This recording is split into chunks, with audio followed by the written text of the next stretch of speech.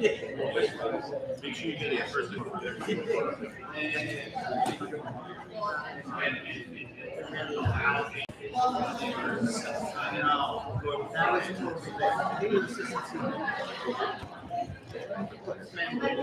I call this family, give them my email. See them. Thank you.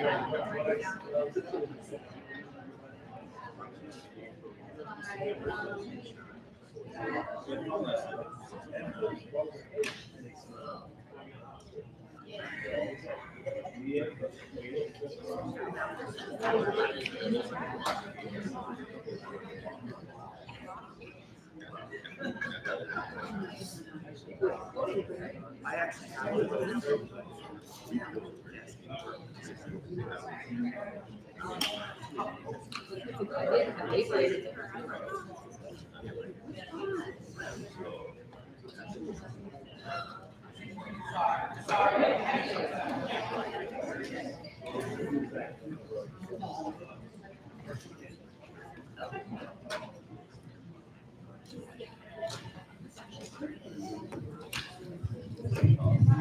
Good evening, everyone. Welcome to our budget workshop number 3. If everyone could stand for the pledge, please.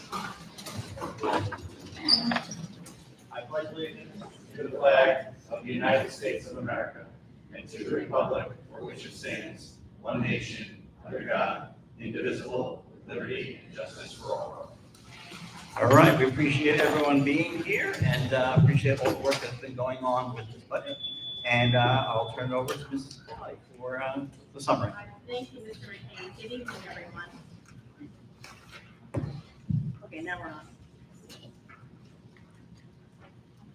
As we begin tonight, I'd like to start by highlighting the key priorities that guide our work as a district.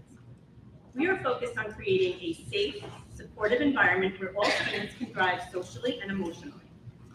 We are continuously working on strengthening our instructional programs and expanding both curriculum and extracurricular offerings to meet the diverse needs of our students. We are also investing in more innovative learning spaces across the district. Professional development remains a key priority, ensuring our staff are supported with ongoing research-based training aligned to our district goals. We continue to value strong partnerships with families and are focused on increasing parent engagement in meaningful ways. And finally, we remain committed to maintaining safe, clean, and energy-efficient facilities that support teaching and learning.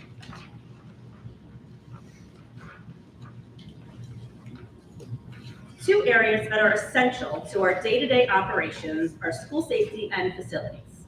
While these areas may not always be as visible as our instructional programs, they provide the foundation that allows everything else to run smoothly in the district. Our school safety team works to maintain a secure environment and to ensure that we're proactive in our approach to safety. At the same time, our facilities department is responsible for keeping our buildings and grounds safe, clean, and fully operational to support teaching and learning. Together, these departments help minimize disruptions, support the overall student experience, and protect the community's investment in our schools. I would like to now turn it over to Mr. McAlevey, School Safety Director, and then after to Mr. Bossi, our Facilities Director, who will share with you the updates on this year's enhancements as well as their plans for moving forward.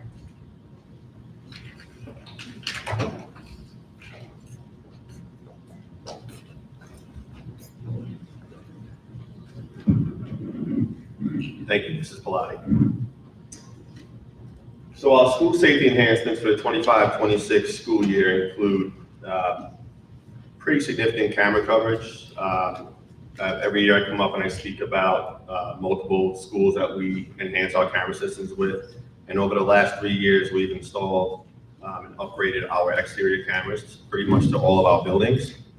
This past year, our final 2 buildings were Oakwonock and Bayview. In Oakwonock, we added 11 cameras, 8 exterior cameras, and we also added 3 interior cameras where we thought were needed within the hallways. Bayview, 11 exterior cameras, including an LPR camera, which is a license plate reader for vehicles that come and go out of Bayview. And within West Islip High School, we repurposed 4 cameras that we had in stock to areas in the high school that we didn't have good camera coverage in. School safety accomplishments, just adding to that, you may notice some A-frame signs around the district, whether they're in bus circles, parking lots, outside of main entrances, mostly for after-school activities, guiding the public to the rear entrance of the building to avoid people coming to entrances that we don't want to use after school hours. We also have them in bus circles because we have seen an uptick of vehicles entering our bus circles at dismissal when buses are trying to come into the circle. So just to help the school safety team at each building direct some of that traffic with the signs.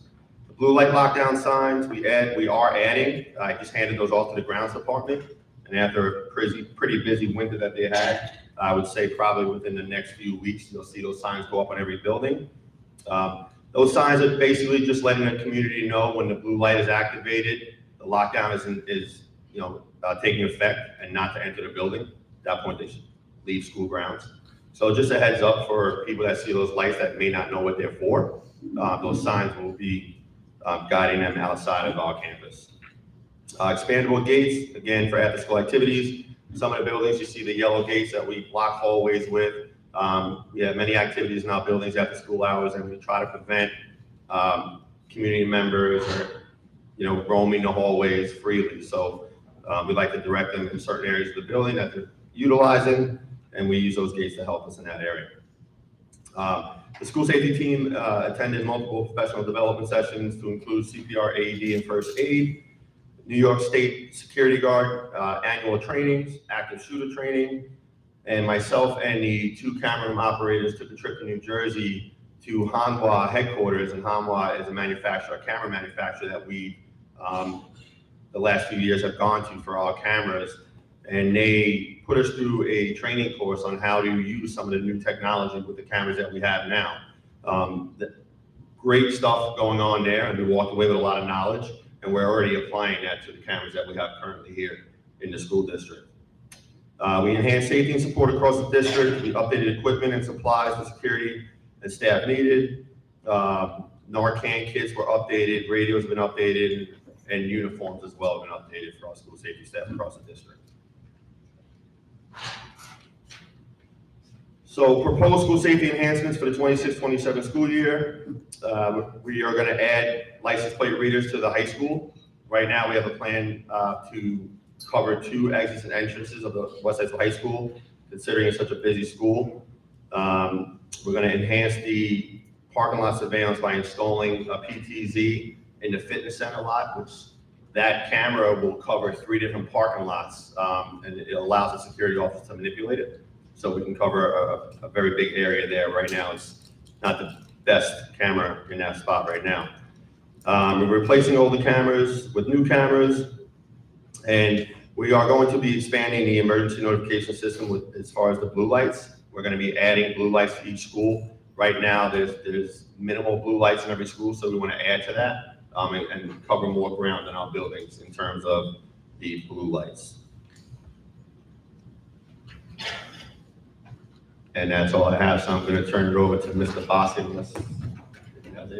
Yeah, just Thank you. a few things. Couldn't read that quick. Sorry. Thank you. First of all, thank you, Sean, and the entire security team. I think it's always a good time when you do the budget to kind of just go some highlights, especially specifically on the safety team, because it's always a topic that we've invested lots of time and effort and money into. And I just want to, kind of reiterate some of the, first of all, what you have developed here in terms of the programs and our safety and our guard system is the envy of a lot of districts. I think we had 3 separate districts come in this year and tour what we're doing, and that's a testament to what's going on. And to reiterate what we put out in place the last couple of years with armed guards in every building. One of the questions that someone had asked, how many guards do we have, and how are they trained, or how many have law enforcement background? And we just got some numbers, and it was a total of 51 guards. Over 78% of them have law enforcement background, including yourself, so thank you for that. So it's just a good indication of the commitment that the district has made to ensuring that that safety is a top priority. And I know we can't solve every single thing every single time, but you've got things in place to deal with every issue. And I know you've dealt with a lot in the last couple of years, and we appreciate everything you do. I appreciate you guys, and, just want to reiterate, coming from the police department, a large police department where you don't always get the support that you need. I just, want to let you all know that's up here now. As a father of 2 children in this district, the priority that goes into security here is second to none. And I just want to highlight that to you and thank you guys for allowing me to do my job and be effective at it. So, thank you.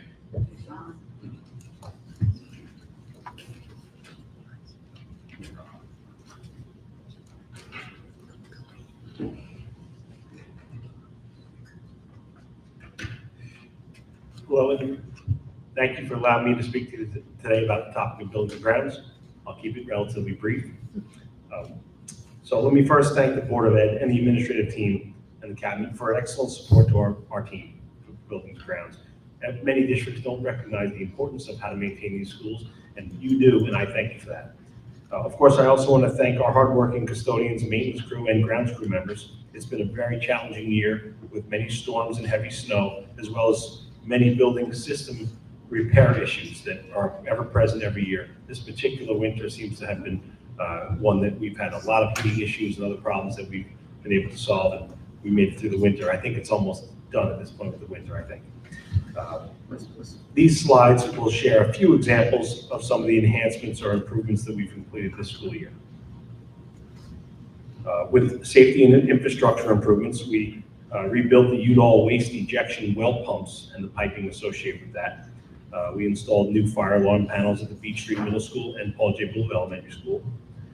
That includes all detectors and all wiring, everything for the fire panel system in this building at Paul J. Blue, similar to what we did in the high school a few years back. And we will continue with other schools each year to move forward. We've replaced 7 rooftop HVAC rooftop units at Curdy and Westbrook. We installed remote online monitoring for the boilers and heating systems, as well as the freezers for the food service department. With learning and instructional spaces, we created a new pre-K classroom at Westbrook, or a few of those. We renovated the high school FACS room, which is the home ec room, and Udall orchestra room, which includes HVAC and flooring in that space.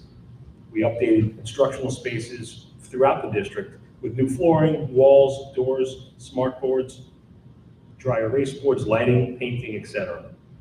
With comfort and environment, we installed new ceilings, new air conditioning units in different rooms, and added electrical circuits or outlets for wherever needed. We added indoor playground air conditioning in the elementary schools. We installed acoustic panels in the Manitowoc gym to reduce noise. We installed electric motorized gym windows at Manitowoc to help with that ventilation. And we put new building water heater, a new water heater and circulation pump at Beach Street Middle, where we are now.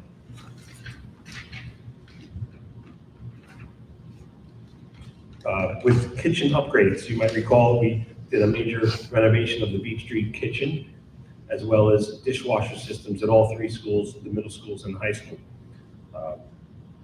where we installed new cooking and dishwashing equipment. We also added the dishwashers at those 3 schools, among also some other improvements in those kitchens. With athletic and outdoor spaces, we expanded the recess field and installed a Gaga pit at Manitowoc. We repaired the Udall Road tennis court cracks and some repainting, and repairs to the fencing and the netting. We installed electrified lacrosse shot clocks on the Barberry Field. We replaced south side fencing along Barberry Field, constructed new gazebo at the high school courtyard for instructional purposes. We expanded the parking lot in the high school with additional parking spaces, and we also did the same for pre-K needs at the Westbrook building. For special projects, some other examples are we modified the air, electric, and water lines for the high school CNC machine shop, and we installed a new microphone sound system at Paul J. Blue cafeteria.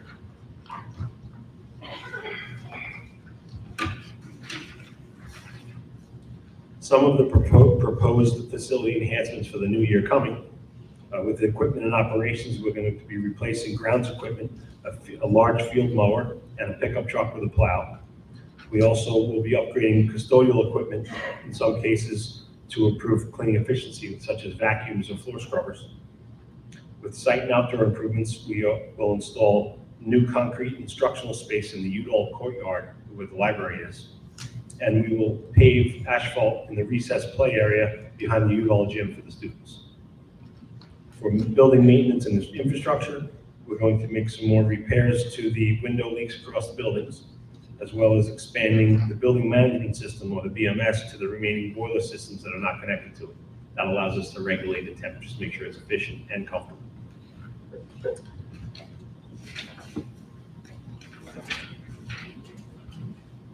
So we will continue our normal practice to repair and maintain all of the many systems in the schools that break or fail or need parts or service. The replacement of the 2 grounds equipment items that I mentioned were put off for multiple years, and now finally these are essential to get where the equipment is going to be inoperable for next year.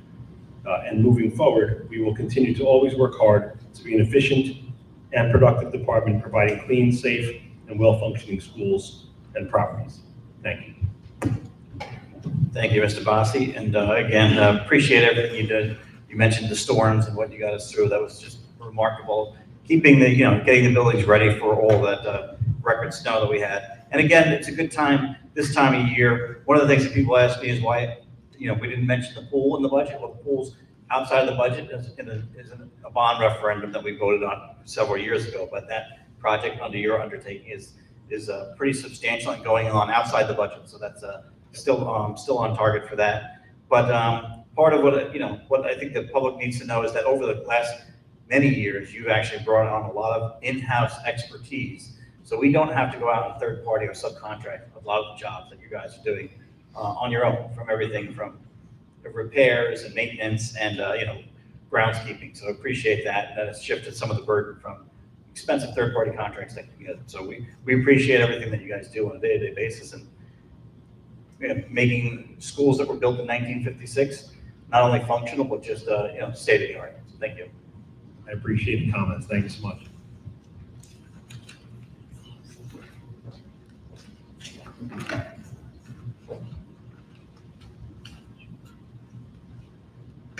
Just to recap, the proposed tax levy for the 26-27 school year is $98.7 million, a 2.5% increase over the current year. The Suffolk County average is currently about 2.6%, so we're just below the county average. As we work to develop a balanced budget where your revenues equal your expenses, we face several challenges that contributed to a significant budget gap. Inflation has been one of the biggest factors. Like many households, we are seeing rising costs across the board. Whether it's utilities, supplies, insurance premiums, virtually every area of our budget has increased.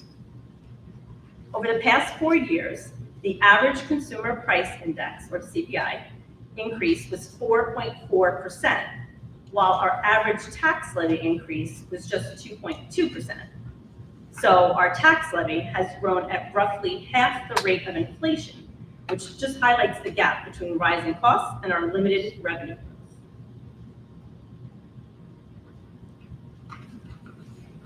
As we went through the budget process, we initially faced a significant budget gap of over $8 million in draft 1. To address this, we utilized $4.1 million of reserves as a revenue source. So that's the first column, draft 1, we used $4.1 million, and that brought the budget gap down to just over $4 million. In draft 2, we made additional cuts totaling over $2 million to the expenditure budget, and we also increased the reserves used to $4.5 million. That brought our budget gap down to the $1.5 million, you see there.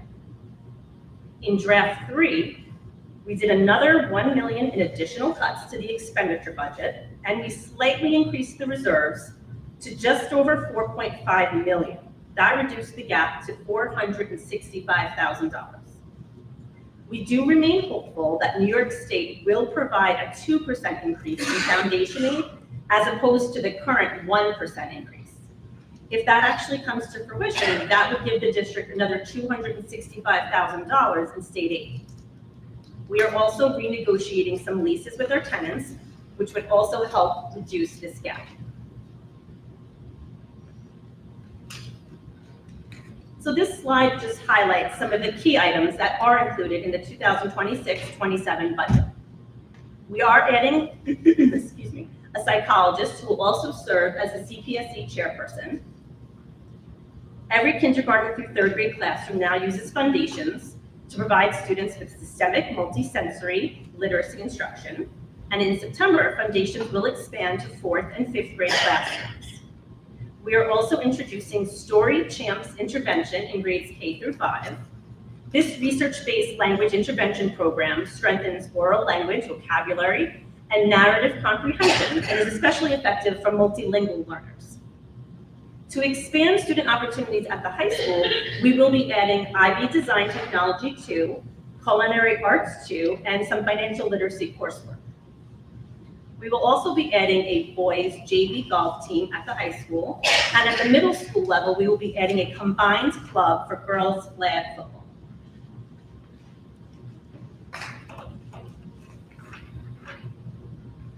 This slide highlights one of the biggest challenges that we are facing in maintaining a sustainable budget. We have very limited control over our revenue in school districts. Here in West Islip, 93% of our funding is essentially set or capped by New York State. So the two main components are the tax levy, which is about 68% of our revenue, and state aid for our district, that's 25% of our revenue. So of course, our costs are rising every year: staffing, employee benefits, transportation, utilities, all essential expenses, and many of them are increasing faster than our revenue. In addition, higher wealth districts like ours receive proportionally less state aid, meaning a greater share of the financial burden falls on the local taxpayer. As you may recall, in our community, about 88% of the tax levy is paid by homeowners. So increases are felt most directly by our residents. These factors are creating a growing gap between the funding available and the cost of operating our schools. Over time, that gap is simply not sustainable without eventually impacting programs, staffing, and student opportunities. So what can we do? Well, we really have a limited set of options. We can use reserve funds, which we do, but that is a short-term solution because those funds are not unlimited. We can reduce controllable expenses where possible, which we also do, things like supplies, equipment, program services, staffing. But again, those decisions can directly impact the student experience. We can try to bring additional revenue in through things like participation fees, but those sources are relatively small in the big picture.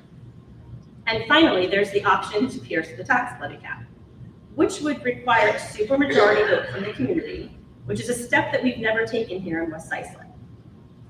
Ultimately, this slide just shows us that while we remain committed to being responsible and thoughtful with this budget, the financial structure that we operate within creates real and ongoing challenges.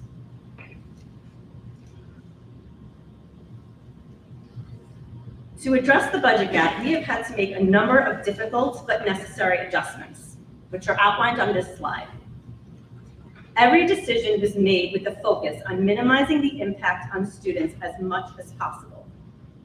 The first area is staffing adjustments through attrition. When positions become vacant through retirement or resignation, we have made the decision not to replace some of those roles. That includes custodial, maintenance, clerical, and several teaching positions across different subject areas. In addition, there are some excess positions, including one administrative role and 3 teaching positions. Beyond staffing, we also identified operational reductions across the district. This includes reducing some school safety shifts when students are not on campus, as well as scaling back on supplies and equipment purchases where possible. There are also some changes that will be made more visible to families. For example, the district will no longer cover the cost of IB and AP exam fees. And there will be increases to certain program fees, such as enrichment and adult education, and a participation fee will be introduced for the elementary summer investigation program. We are also continuing to rely on reserves, with a $4.5 million amount being appropriated to support next year's budget.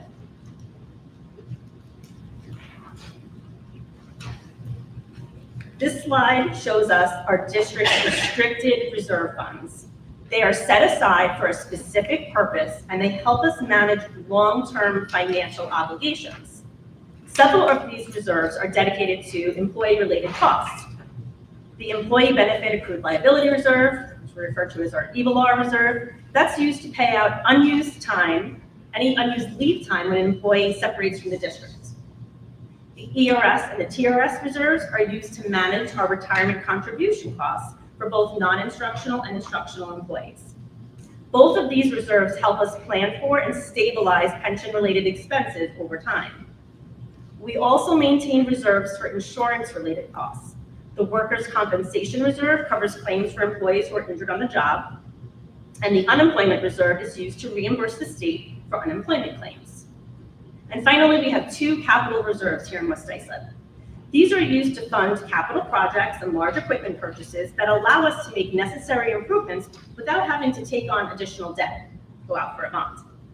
So overall, these reserves are an important part of our long-term financial planning, and they do help us manage costs in a more stable and predictable way. This slide is focusing on 5 of our restricted reserves because these reserves can be used as a source of revenue to help you close your budget gap. As of June 30th, 2025, our last fiscal year, these 5 reserves totaled $18.8 million. So you can see here, total as of June 30th, 2025. During the current school year, we are appropriating $4.4 million from these reserves to help us close the gap we were facing last year. So not including any required interest allocation or potential fund balance allocation that would happen at the end of this school year, we estimate that the balance will decline to roughly $14.4 million by June 30th, 2026. For the 26-27 school year, we are planning to appropriate $4.5 million. These appropriations include funding from, like I said, the EBLR Reserve, TRS, ERS, and the Workers' Compensation Reserve. In some cases, we are drawing these reserves down significantly, particularly if you look at the TRS Reserve and the Workers' Compensation Reserve. So the TRS Reserve will go down to like $66,000, and we're basically wiping out the Workers' Compensation Reserve. We are not planning to use the Unemployment Reserve at this time, as those costs are just uncertain in the future. Overall, between this year and next year, we will reduce these 5 reserves by nearly half. So while reserves are an important tool, it just illustrates that they are finite, short-term solutions that are not something we can rely on in a long-term situation to sustain our budget.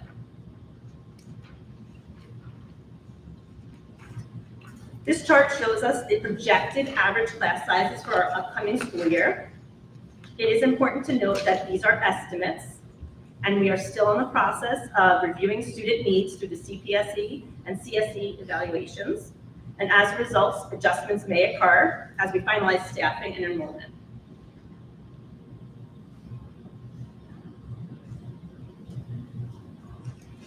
In May, on the ballot, you will see 2 propositions.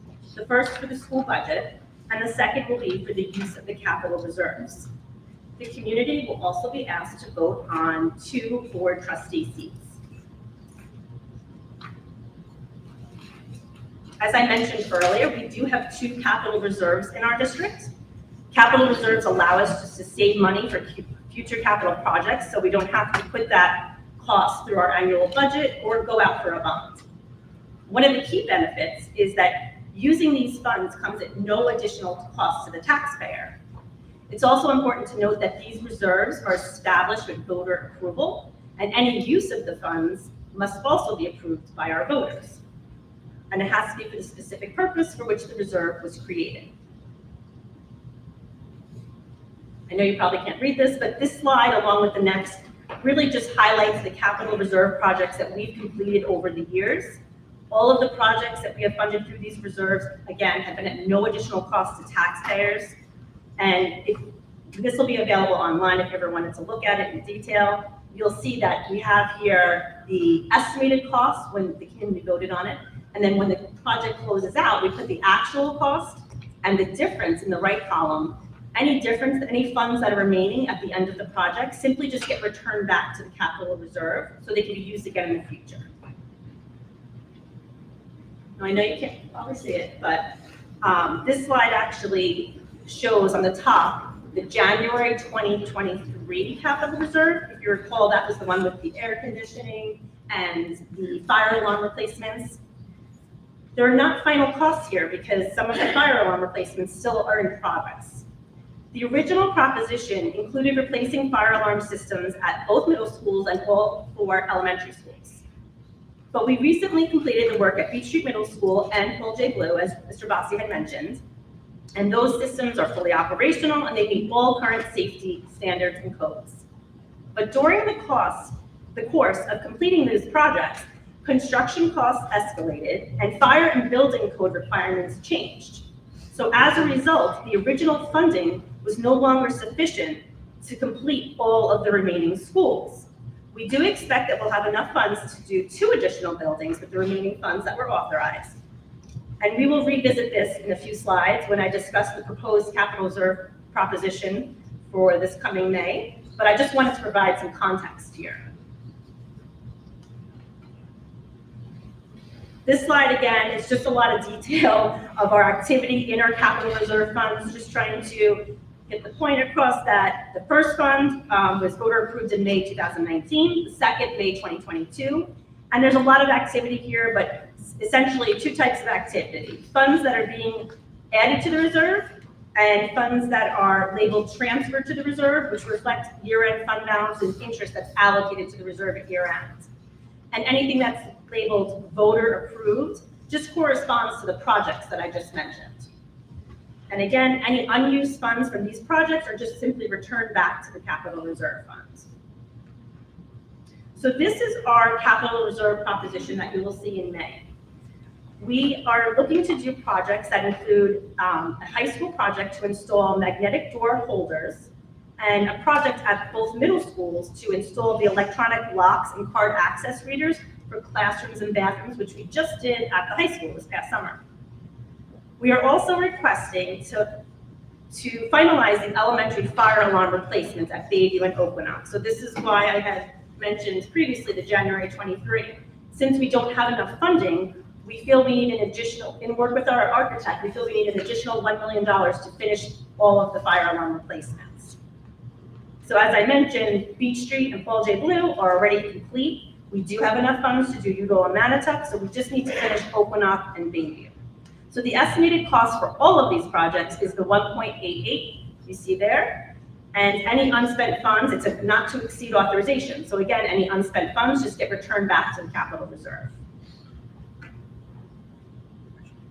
Here is our timeline. We have 2 seats open for the board trustees, and the nominating petitions are due back to district office by April 20th, and the deadline for that is 5 p.m. Our next budget work session will take place on April 16th here in the Beach Street Auditorium. Hopefully we'll have our final proposed budget at that time. And we'll be adopting our budget on April 21st. Our public budget hearing will be on May 5th. And of course, on May 19th, we have our budget vote in the high school gymnasium from 7 a.m. to 9 p.m. Do we have any questions? No, thank you, Mrs. Pilati. Just, again, I want to reiterate the amount of work that has gone into it. We truly appreciate that. I know there's a lot of numbers and there's a lot of bullet points on here, but just some of the highlights that we come across is starting with an $8.5 million budget gap when we start this process. Knowing that inflation has gone up 4.4%, we are keeping expenses to only increasing at 2.2%. That's a really challenging place to be in. The reserves that we have that we've built up over many, many years, we are using them pretty drastically. We do get questions from time to time, both from the public and the media, on why do we have so much in reserves. This is a couple of years ago. They're all legal reserves. It's kind of it's like a savings account. We're allowed to have X amount in reserves for moments like this. If we didn't have these reserves over the last 2 years, there would be programs and positions that would be cut that would directly affect students. And the one thing that we all pride ourselves on here, as much as we can, may have little or minimal effect on the day-to-day teaching and what goes on in the children's lives. There are some absorption of positions here, that's through the retirements that we have, and there are a couple of excess positions. So we are very, very hypersensitive to any time someone is affected by what goes on in the budget process. Some of the absorption positions are really just kind of a change in population. You know, the high school population is down a little bit. The good news is the elementary population is up, so there's some shifting that goes on there. But specifically with anyone who you know, is part of kind of an excess, you know, we take that very seriously and make sure that it is one of the last things that we can do, and also has minimal effect on, or no effect on students' lives. But kudos to you and the team. If you look, I mean, I look at class sizes, you know, we're really good at class sizes, I believe, in most in all the elementary schools, and that's really a challenge. So what you have done here with these numbers and getting us to this point, hopefully the state will, you know, do what they need to do and give us that extra 2%. We don't get any breaks from the state. We don't, you know, we don't get any kind of enhancements or grants or stuff that other districts get. So we are on our own here for what we've got to do. And, you know, I know the burden is on the taxpayers, and we're all taxpayers up here on the board. You know, 88% of what gets funded here comes directly from homeowners, and we realize that as homeowners. So thank you for supporting the budgets in the past. Thank you for all the work that you've done. And I know it was a tough year, and but I appreciate all the work that you've done. Thanks. I just had a quick question. Thank you. I think you did a really great job explaining to everybody where we are, how we got here, what needs to be done, and why some of these uncomfortable decisions had to be made. Do we know, just so that people can have a heads up and kind of get an idea of any estimate on how much we think the AP or IB classes will cost per student next year? Like even a rough guess-ish? There's no cost for the actual classes. There's a cost to take the exams. They range anywhere between $100 to $120 per exam. There are opportunities by AP and IB for financial support for any families that are in need. So we would certainly be able to, you know, help direct students and families in that direction should the need be required. Thank you. Thank you. All right, that completes our budget workshop number 3. Appreciate everyone for spending the time this evening and all the work that has gone into this, and look forward to the next sessions. So with that, we'll start our Board of Ed planning session. So if I can ask everyone again to stand for the pledge.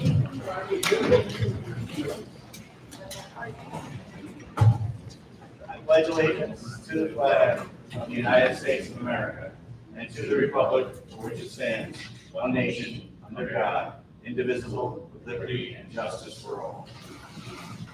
All right, thanks everyone. Please let it be known that all board members are in attendance this evening. And can I have a motion to approve the minutes of the March 12th regular meeting? So moved. Second. Discussion? All in favor? All opposed? Motion approved. Any announcements? All right. Dr. Romanelli? Just one quick announcement, Mr. McCann. We received our enrollment study actually today from BOCES. I know that was something that we've been looking forward to receiving. So with the board's permission, we'd like to put together a presentation for the April meeting and share out all that data. Of course. Great, thank you. That's great news. And we talked about this, you know, we had employed BOCES to do an enrollment study that looks for the next decade as to what the enrollment looks like, potentially for all the schools. And so we can make sure that we're aligned over the next, you know, decade as to where we need to go as shifts of population. So with that, I will turn over to Mr. Cameron for personnel. Thank you, Mr. McCann. This evening, we have item A on the personnel agenda, which is a memorandum of agreement between the West Islip Teachers Association Teaching Assistants Chapter, West Islip Union Free School District, and Employee A. I'd like to request a motion for the adoption of that MOA. So moved. Second. Discussion? All in favor? All opposed? Motion approved. And for the personnel agenda, I'd like to offer a consent agenda for all items as listed, T1 through other, clubs, and advisors. So moved. Second. Discussion? All in favor? All opposed? Motion approved. All right, thank you, Mr. Cameron. All right, so can I get a approval of contracts, one for the Amityville Union Free School District Health and Wellness Service? So moved. Second. Discussion? All in favor? All opposed? Motion approved. Can I get a motion for the Smithtown Central School District Health and Welfare Service contract? So moved. Second. Discussion? All in favor? All opposed? Motion approved. Can I get approval for the surplus of miscellaneous books from Openon Elementary School? So moved. Second. Discussion? All in favor? All opposed? Motion approved. And can I get approval for the surplus actually for a string bass stool at the high school? So moved. Second. Discussion? All in favor? All opposed? Motion approved. And we will switch back to Mr. Cameron for policy. Thank you, Mr. McCann. This evening, we are offering a second reading for 5 policies. Policy number 6552, the rights of employees to express breast milk in the workplace. Policy number 3520, use of automated external defibrillators. Policy number 5681, school safety plans and teams. And policy number 5660, free meals and services. And policy number 5661, charging meals and other food items. With the second reading, I would like to request a motion on behalf of the policy committee to adopt policy number 6552 as shared and discussed at our policy committee on March 4th. So moved. Second. Discussion? All in favor? All opposed? Motion approved. I'd like to request a motion on behalf of the policy committee to adopt policy number 3520 as shared and discussed at our policy committee on March 4th. So moved. Second. Discussion? All in favor? All opposed? Motion approved. I'd like to request a motion on behalf of the policy committee to rescind policy number 5681, emergency response plan 5682, crisis response 5683, district-wide safety plan, as shared and discussed at our policy committee on March 4th. So moved. Second. Discussion? All in favor? All opposed? Motion approved. And then I would like to request a motion on behalf of the policy committee to adopt policy number 5681, school safety plan and teams, as shared and discussed at our policy committee on March 4th. So moved. Second. Discussion? All in favor? All opposed? Motion approved. I'd like to request a motion on behalf of the policy committee to adopt policy number 5660, school food service programs, as shared and discussed at our policy committee on March 4th. So moved. Second. Discussion? All in favor? All opposed? Motion approved. And I'd like to request a motion on behalf of the policy committee to adopt policy number 5661, charging meals and other food items, as shared and discussed at our policy committee on March 4th. So moved. Second. Discussion? All in favor? All opposed? Motion approved. And I'd just like to note, if I can, Mr. McCann, with the rescinding of those policies, it does not mean that those policies do not exist. It just means that the emergency response plan, crisis response, and district-wide safety plan content information is embedded in the new policy 5681, school safety plan and teams. All right. Thank you, Mr. McCann. Thank you, Mr. Cameron. All right, any other comments, questions from the board? Nope. All right, at this point, can I have a motion to adjourn to executive session where we'll discuss personnel negotiations and legal matters? So moved. Second. Discussion? All in favor? All opposed? Motion approved. Thank you, everyone, for attending, and look forward to seeing you at the next budget meeting.